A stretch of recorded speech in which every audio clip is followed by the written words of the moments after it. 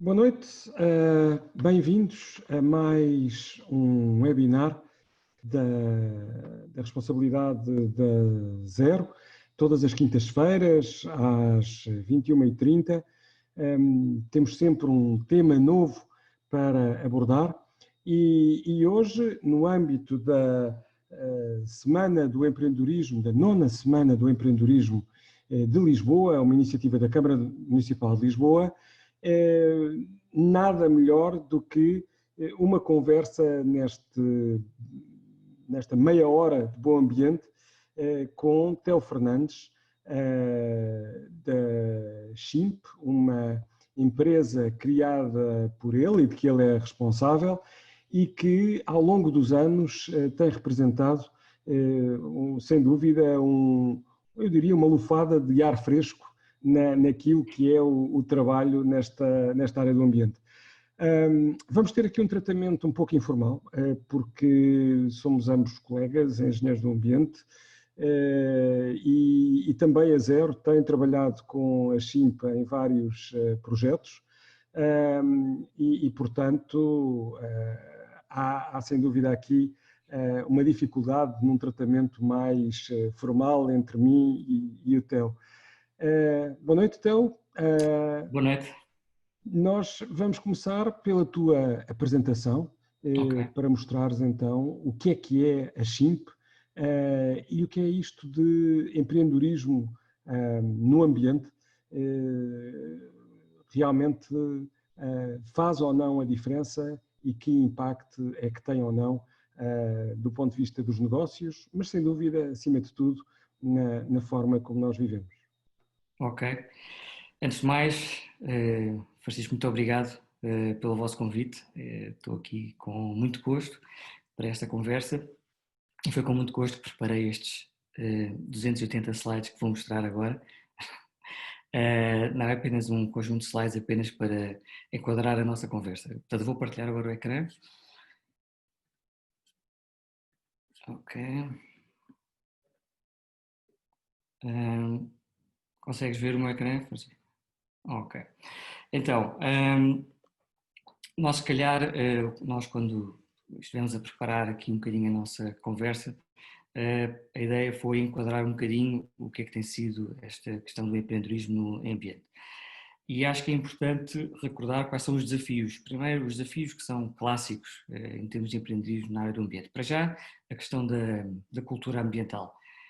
Nós estamos a presenciar nos últimos anos e vamos continuar a presenciar uma mudança de paradigma na cultura ambiental nas nossas casas, nas empresas, e este é um grande desafio. Nós ainda conhecemos muitas pessoas e eventualmente pessoas de outras gerações que para eles a mudança do paradigma ambiental, da reciclagem e tudo mais, ainda é algo que faz alguma confusão, ainda é um desafio.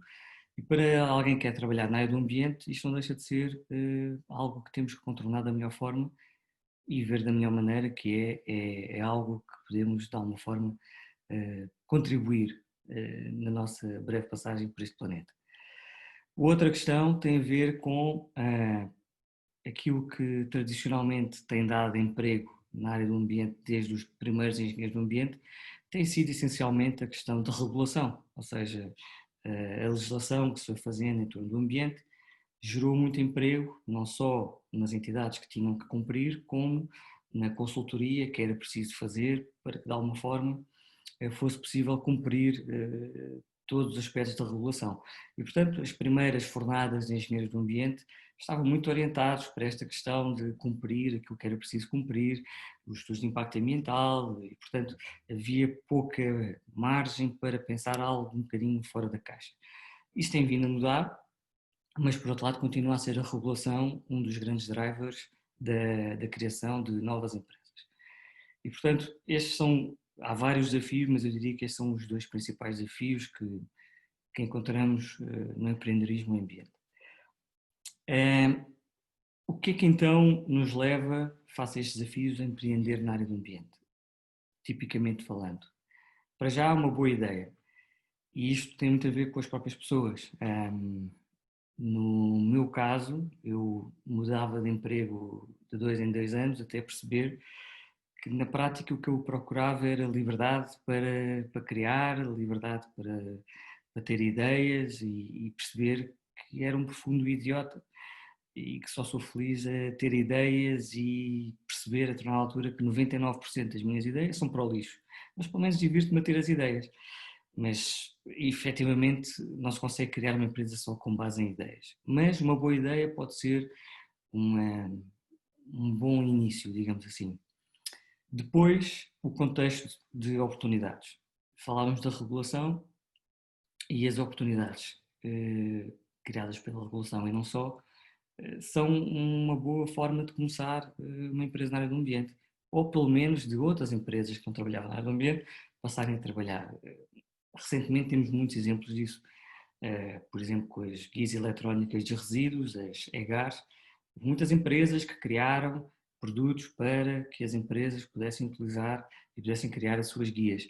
Portanto, se não houvesse essa regulação, esses decretos-leis, essas portarias e tudo mais, essas oportunidades não teriam sido criadas. E temos outros exemplos, planos de segurança da água, a comunicação dos planos de segurança da água, e são N exemplos, mas, portanto, basicamente, em torno destas duas caixas, é onde nós muitas vezes ganhamos a força para criar projetos e, eventualmente, empreender.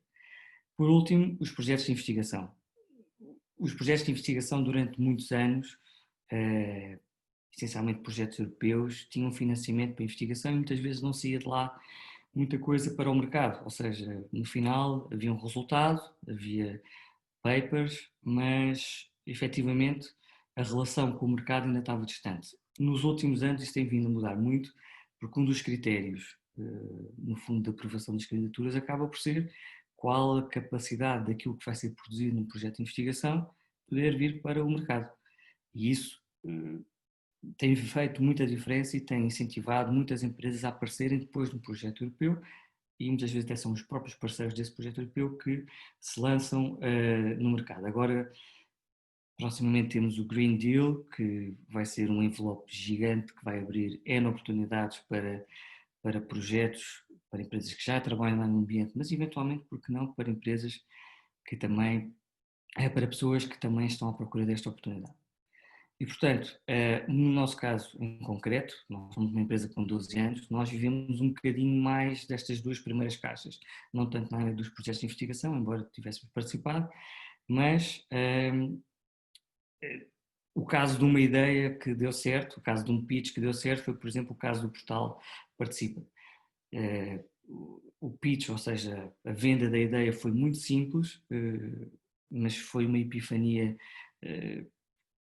que aconteceu muito rapidamente e vender a ideia na altura ao ministro de então, o ministro Moreira da Silva, foi muito fácil porque isto era um ovo de Colombo, quer dizer, todas as consultas públicas estavam dispersas pelas entidades que as geriam e por que não concentrar tudo no mesmo sítio para que as pessoas não andem perdidas e providenciar ferramentas para que as entidades pudessem de alguma forma gerir essas consultas. Nós nunca tínhamos trabalhado em participação pública, é uma ciência bastante complexa, pode parecer simples, mas não é, e o que nós fizemos foi traduzir uma ferramenta tecnológica, ajudar com uma ferramenta tecnológica todo o processo. Passados 6 anos percebemos que, ok, é bom ter uma ferramenta, mas há muitas outras coisas que têm de mudar na participação pública e no engagement das pessoas e das organizações também. Há aqui um lado de aprendizagem muito grande para as organizações que lançam as consultas públicas. Portanto, isto foi um exemplo de como uma ideia pode dar origem a um projeto. Depois, apenas para dar 2 exemplos que resultaram de contextos, os chamados contextos de oportunidades.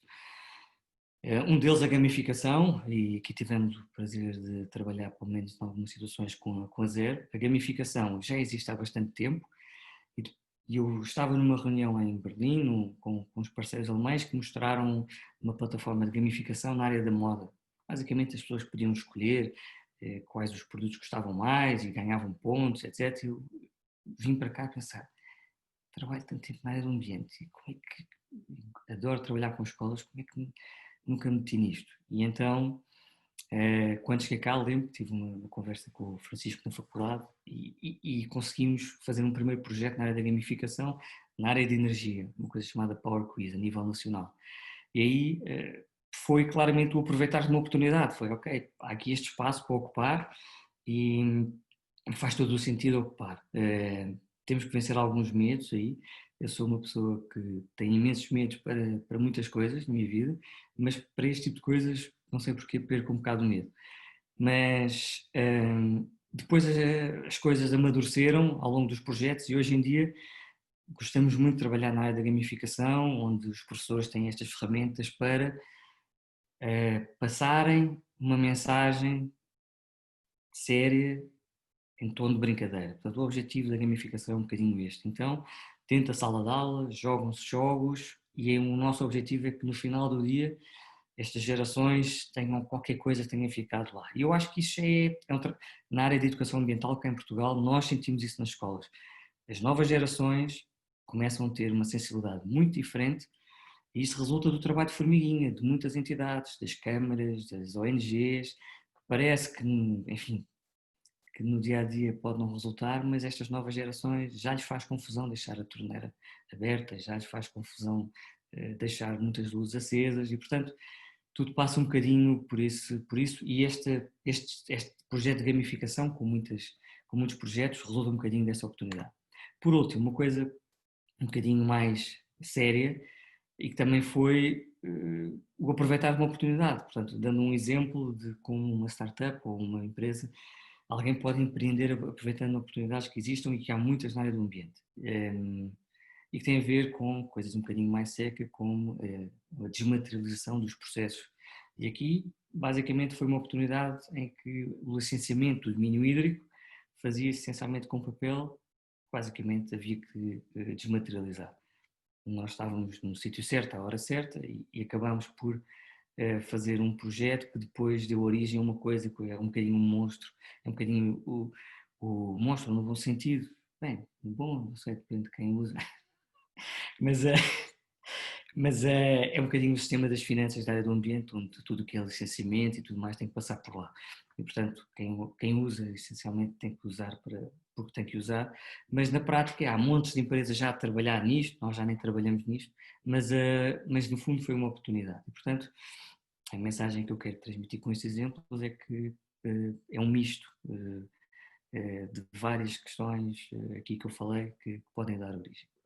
Sem me querer alongar muito, porque temos pouco tempo, o que é que eu deixava aqui à vossa consideração como tendências, entre muitas, que eu acho que são relevantes para os próximos anos, e algumas já são realidades, mas pronto, começando pela esquerda, em cima e em baixo temos duas coisas, a inteligência artificial e o machine learning, que muitas vezes estão relacionadas e que estão a ajudar em áreas tão distintas como as alterações climáticas, na medida em que toda a modelação, toda a análise dos dados começa a ter uma capacidade de predizer o que vai acontecer já com uma grande fiabilidade, mesmo no tratamento das águas residuais, o machine learning começa agora cada vez mais a ajudar o homem. Isto é um bocadinho assustador, porque o que nós estamos a falar aqui são de coisas que nos substituem a nossa capacidade de fazer as coisas, nós humanos, e confesso que há um lado em mim que tem aqui algum receio disto. O professor António Câmara, que, enfim, é uma pessoa que nós conhecemos bem, e muitas pessoas se calhar conhecem por causa da White Dreams, mas na área do ambiente fez coisas fantásticas e trabalhou em áreas muito distintas, provavelmente as pessoas desconhecem, mas falava nas qualidades que são importantes no ser humano no futuro, que tem a ver com a filosofia, a criatividade e a intuição. E, portanto, nós, nos profissões do futuro, temos de nos defender um bocadinho com estas qualidades que são mais insubstituíveis. E, portanto, do lado esquerdo, há bastante trabalho na área do ambiente e continua a ser algo que está em um crescimento incrível. No meio, e não é por acaso, temos a economia circular, que é um jargão que toda a gente conhece agora, não é o jargão mais fácil de perceber para o cidadão que está na rua e que não tem nada a ver com o ambiente, mas eu olho para a economia circular como um aglutinador, um envelope de muitas coisas que já se faziam e aqui o potencial para a criação de novas startups e novas empresas é gigante. Querem algo mais tecnológico, aplicações móveis, software, mas já, eu diria, com muito mais potencial naquilo que é na manufatura e na parte da reutilização, da reabilitação. Não faltam ideias aqui, e eu acho que aqui é onde, de facto, há muito por fazer. À direita temos a participação e engagement. Eu fiquei apaixonado pela questão da participação, não só por causa do participa, mas por causa do outro projeto, e nunca pensei que fosse um desafio tão grande trazer as pessoas para as decisões e trazer as pessoas a participar em outras situações que não sejam quando estão zangadas. É uma questão cultural, muitas vezes.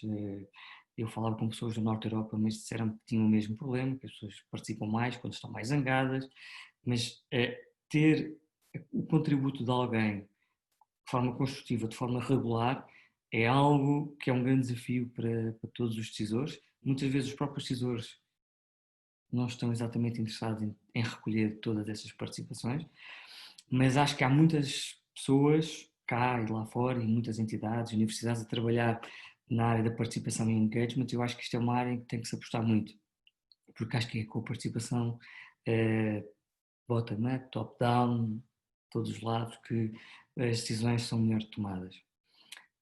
Por último, duas áreas, a sensorização ambiental não é propriamente uma área nova, mas hoje em dia, e não querendo fazer demasiada publicidade ao professor António Kerman, mas ele no outro dia mandou um artigo muito interessante em que a Califórnia está a cadastrar todas as árvores da Califórnia.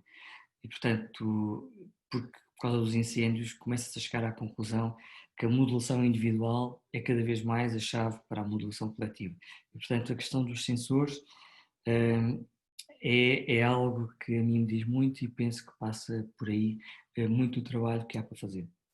E por último, não é nada de novo, mas a área da mobilidade eu penso que vai ser chave para resolver alguns dos desafios que nós temos. Nós temos uma cadeira na Universidade Nova em que os alunos são chamados a trazer ideias e montar ideias para que pudessem ter alguma capacidade para dar origem a uma startup, e quase todos acabam por ir parar à mobilidade, porque estão de facto muito inspirados pelo seu dia-a-dia e pelos problemas que encontram, mas também por outras áreas do ambiente que vão parar à mobilidade. E, portanto, sem querer alongar muito mais. Sim, então, já estamos Ok, próximo. peço desculpa, eu quando falo. Pronto. Pronto, e é por último, mesmo último, pronto, e deixo estes tópicos se calhar como background, para quem estiver a pensar em criar uma empresa, pensar romanticamente, QB, desejar o melhor, mas estar preparado para o pior, não fazer business plans a pensar que vai tudo correr bem, sempre conservador, não ter receio de autocrítica é uma coisa muito importante. Quando temos uma ideia, não gostamos que nos estraguem a ideia, nem gostamos nós de estragar, mas é fundamental estragar a ideia o máximo possível para ver se ela se aguenta. Abertura à mudança, ouvir o núcleo de confiança nas decisões importantes. Se eu pudesse agora, tinha um co-founder da Chimp, mas agora já é um bocadinho tarde, se calhar. E crescer com parcerias. Este é um aspecto que podemos discutir a seguir. Francisco.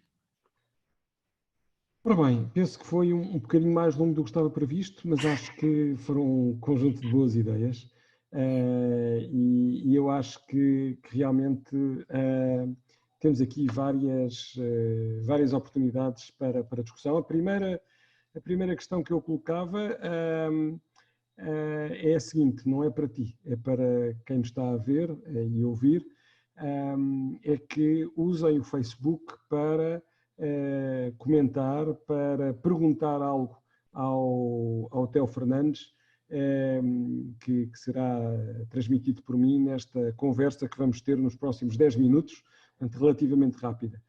E para perguntas rápidas e para respostas também breves. Então, eu acho que, se calhar, finalmente, muitas das pessoas ficaram a saber quem é que estava por trás do portal Participa. É algo que muitas pessoas desconhecem. É que antes era feito por escrito, era feito inclusive depois enviando-se mails. Era impossível quase saber o historial das consultas feitas e não era nada linear, digamos assim, a forma como nós conseguimos gerir todo o conjunto alargadíssimo de projetos onde as pessoas se têm de pronunciar. O que é que achas que mudou? Achas que houve um impacto grande na sociedade por aquilo que fizeste? Achas que podia ser melhor? Se pudesses agora, e se calhar ainda podes, e se calhar ainda há essa oportunidade de envolver mais as pessoas e de fazer veicular as suas opiniões, o Participa PT foi uma grande ajuda, mas o que é que achas que era também agora necessário, até com as novas tecnologias, com o telemóvel, será que há aqui algum salto que ainda podemos dar? Essa é uma pergunta interessante, meu caro. Mas há aqui vários lados. Um dos lados acho que do lado das organizações que lançam as consultas públicas há um potencial de melhoria. Porquê? Porque muitas vezes as consultas públicas implicam um grande esforço de organização e tratar texto livre é um grande desafio, porque uma pessoa quando escreve texto livre, às vezes é difícil perceber o que é que está dentro daquele texto livre. E, portanto, uma das questões que as entidades que lançam as consultas públicas poderiam cada vez mais adotar e está disponível são as chamadas fichas de participação. Ou seja, eu quando vou participar, eu tenho uma ficha de participação em que eu preencho as perguntas e depois lá tenho um bocado de texto para escrever. Mas, essencialmente, tornar a participação cada vez mais objetiva, sem ruído da emoção, é um dos desafios que as entidades têm. E isso significa criar fichas de participação. Quando tenho uma pedreira, dizer, ok, quais são as perguntas que eu quero fazer sobre esta pedreira relativamente ao estudo de impacto ambiental, ou relativamente a esta licença, que perguntas é que são importantes fazer para conduzir a pessoa, para tirar o sumo que eu preciso tirar daquela pessoa para saber a sua opinião. Então acho que isso existe trabalho e isto é um rep para as entidades que lançam as consultas. Por outro lado, eu acho que há uma questão cultural que é do lado da participação e há ferramentas que se podem usar para dinamizar um bocadinho essa questão, que é, por exemplo, eu usaria hoje a gamificação e integrava a gamificação premiando as pessoas que participam, mas de uma forma que fizesse sentido. Premiar na gamificação às vezes pode levantar imensas questões. Portanto, isto deveria ser pensado com pessoas que percebem de participação e que fazem da sua vida a participação e o engagement, mas há formas de perceber se as pessoas se sentem premiadas, se as pessoas se sentem de alguma forma... Sempre houve este sentimento das pessoas participarem e não verem reconhecido Exatamente. o seu contributo, não é? Claro que isso depende de projeto para projeto, mas esse é sem dúvida um dos elementos fundamentais, é a pessoa sentir que vale a pena. Eu acho que vale sempre a pena, não é? E mesmo na Zero nós procuramos fazer o máximo de participações. Temos aqui uma questão do Alexandre. O que é que pensas do financiamento as empresas estão cada vez mais verdes, há fundos verdes, e até que ponto é que às vezes poderá haver um desvirtuar da coerência ambiental de determinados projetos, só e pura e simplesmente porque estamos numa moda mais ambientalista e não verdadeiramente num empreendedorismo que de raiz quer salvaguardar o ambiente. Ou seja, eu diria, utilizando a palavra em inglês, até que ponto é que nós não temos aqui algum empreendedorismo que é quase um greenwashing, em vez de ser um empreendedorismo assumidamente por uma causa ambiental? Eu, apesar de tudo, acho, assim de repente, que é melhor haver do que não haver. Ou seja, o empreendedorismo, uma empresa, quando se baseia apenas no financiamento temporário para alavancar um projeto ou um produto, se não tem uma visão estratégica de médio e longo prazo, essa empresa vai acabar a curto prazo. Portanto, o que acontece aí é que foi dinheiro que foi mal gasto.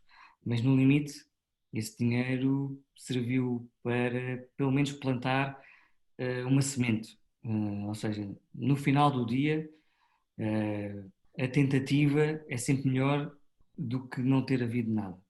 Portanto, não conheço assim muitos casos em que isso aconteça assim de uma forma muito evidente, mas eu acho que o incentivo é sempre melhor haver do que não haver. Depois, se as coisas correm bem ou não, enfim, depende de muitas coisas. Mas é sempre melhor haver ou não, porque pode haver alguma polinização cruzada nesse processo todo e outras empresas poderem ser contagiadas com isso. E, portanto, Olha, uma das áreas que tu mencionas como futuro é a área da sensorização. Por acaso, hoje participei num outro webinar à escala internacional com diversas universidades e é curioso que há países, por exemplo, a Alemanha, a Áustria, em que eu tenho um mapa da qualidade do ar em tempo real, à custa das pessoas por todo o país que medem a qualidade do ar, que tem um sensor que automaticamente transmite os valores da qualidade do ar e que tem um mapa em permanência. E há inclusive há uma comunidade sensorial, digamos assim, e há inclusive alguns polos em Portugal. O que é que tu achas que isso poderá mudar? E quais são os desafios que poderão constituir e se é ou não uma oportunidade também para a SHIMP de aproximar as pessoas, os cidadãos, do acompanhamento daquilo que são os problemas ambientais e a qualidade ambiental. eu acho que há um fator aí chave que é a comunicação de tudo isso. Ou seja, nós temos muitos casos em Portugal em que recolhemos muitos dados, muita informação, mas depois não há um benefício claro dessa recolha de informação. O Estado muitas vezes é perito a fazer isso, recolhe muita informação dos utilizadores, mas depois não consegue tratar a informação e não consegue trazer as conclusões. E aí o que eu acho é que tem que se investir em data science para que esses dados rapidamente sejam tratados, agregados e comunicados a quem está a servir de monitor, digamos assim. E, portanto, se eu tiver o benefício direto e bastante rápido daquilo que é o meu esforço, eu acho que essa é uma forma de perceber. E para isso é preciso simplificar processos, é preciso apostar em data science, o chamado Big Data, que no caso a qualidade do ar é com certeza, mas eu apostaria nisso. Há uma iniciativa parecida com os táxis, em que eu acho que tiveram a mesma questão. Ou seja, os táxis andavam a circular, andavam a fazer a monitorização e o problema depois foi, ok, o que é que nós fazemos com esta informação toda? Como é que agregamos nisto e conseguimos comunicar ao cidadão, mas também às entidades, de uma forma simples e rápida? Esse acho que é o grande desafio aí. Ok, olha, estamos a chegar ao fim, a ideia é que seja mesmo meia hora. Ok, Portanto, agradeço a tua participação. eu é que Acho agradeço. que é sem dúvida um contributo nesta ligação entre coisas mais sérias e menos sérias na área do ambiente, isto é, desde a educação ambiental, a gamificação e, obviamente, o suportar, o retirar de toneladas de papel e de trabalho que, através dos computadores agora, devidamente organizada a informação, pode ser muito mais útil e para isso é preciso que alguém o faça e sem dúvida que a SHIMP aí teve um papel importante. Queria, acima de tudo, para quem nos segue, mencionar que na próxima quinta-feira nós vamos ter uma oportunidade diferente, um webinar diferente, que vai ser com uma apresentação de um documentário chamado Verde que Mancha e um debate a seguir. Portanto, em vez da meia hora, vamos certamente chegar a uma hora.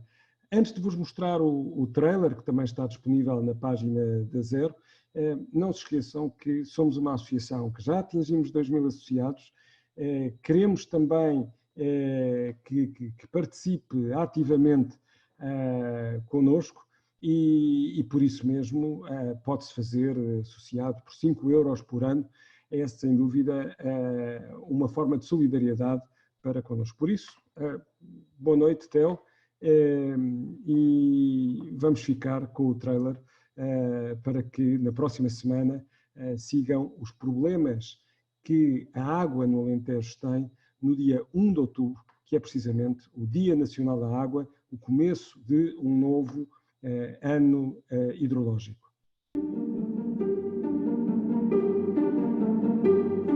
A própria disponibilidade de água, isto realmente tem 4.150 milhões de volume, a barragem de Alqueva, não é? Mas enfim, os consumos estão a aumentar, isto pode não chegar. Tornou-se aqui uma mina, pessoas que não têm nada a ver com a agricultura, que estão a investir. Vê o vizinho, vê o amigo, compram terra, os bancos estão a emprestar. É um investimento, é uma empresa, é uma fábrica, isto é uma unidade industrial. A minha mãe vive aqui praticamente encostada a estes olivais.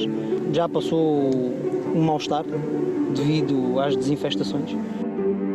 Continuam a fazer pulverizações com as crianças no recreio. Isto tem uma proximidade de 90 metros da escola primária. Portanto, o que nos preocupa, porque não sabemos qual é o tipo como é que isto vai influenciar a saúde das crianças, não é? Mesmo juntar à casa. Menos de 15 metros, pai. Está aqui a pouco mais de 10 metros. Ali embaixo ainda é mais próximo. Estou farta de ir à Câmara, farta de fazer queixas, pá, e não se resolve nada. Há 2 anos que eu ando nisto. Você não sai de casa. Passa quase meses. Porquê? Porque não posso por causa do fumo.